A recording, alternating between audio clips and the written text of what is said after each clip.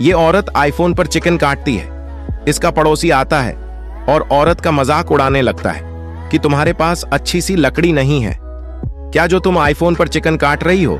ये सब होते हुए औरत का पति देख लेता है और लकड़ी लेकर चिकन काटने के लिए बनाने लगता है।